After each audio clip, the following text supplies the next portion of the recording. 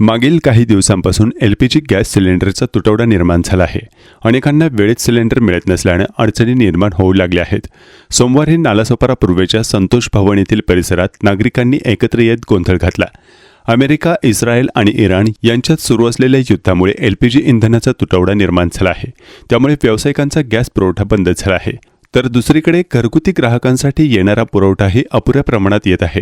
त्यामुळे ग्राहकांना gas cylinder मिळेल किंवा नाही याबाबतही आता चिंता व्यक्त केली जात आहे। सोमवारी नालासोपारा येथील संतोष भवन परिसरात गॅस सिलेंडर वितरणावरून नागरिकांनी तीव्र संताप व्यक्त करत गोंधळ घातल्याची घटना समोर आली आहे। मिळालेल्या माहितीनुसार परिसरातील नागरिकांना वेळेवर गॅस सिलेंडर मिळत नसल्याची तक्रार आहे। अनेक वेळा नोंदणी करूनही सिलेंडर मिळत नसल्यामुळे नागरिक त्रस्त झाले आहेत। याच पार्श्वभूमीवर काही नागरिकांनी संतोष भवन येथे एकत्र येत निषेध नोंदवला।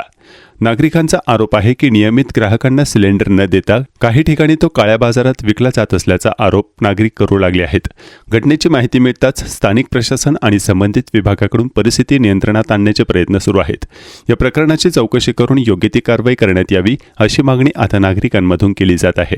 सद्यस्थितीत गॅस सिलेंडर नसल्याने चुलीवर जेवण तयार करावे लागत आहे, परंतु ज्या ठिकाणी भाड्याने राहतो त्या ठिकाणी आम्हाला चूल पेटविण्यास बंदी घातली जाते। अशा वेळी जेवण कुठे करायचे असा प्रश्न निर्माण होत असल्याचे एका महिलेने सांगितले। तर दुसरीकडे शासन सांगते गॅस पुरवठा पुरेसा आहे, परंतु सर्वसामान्य नागरिकांना गॅसपासून का दूर ठेवले जाते असा प्रश्नही नागरिकांनी उपस्थित केला आहे। ये कहूँगा कि हम लोग को गैस नहीं मिल रहा, छोटा वाला सिलेंडर है तो हम लोग को नहीं मिल रहा। 3-4 रोज हम लोग दौड़ रहे हैं, 2-2 बजे 3-3 रात से लाइन लगाते हैं और बच्चे भूखे रहते, क्या करें। शासन की ऐसी शासन है कि नहीं सुन रही, हम लोग क्या करें। परिवार में भी हमारे 3 बच्चे हैं और हम लोग हैं 4-5 लोग, तो कैसे खाएंगे। 5 लोग हो जाते हैं ना। पूरी करो, पूरी करो, पूरी करो, पूरी करो।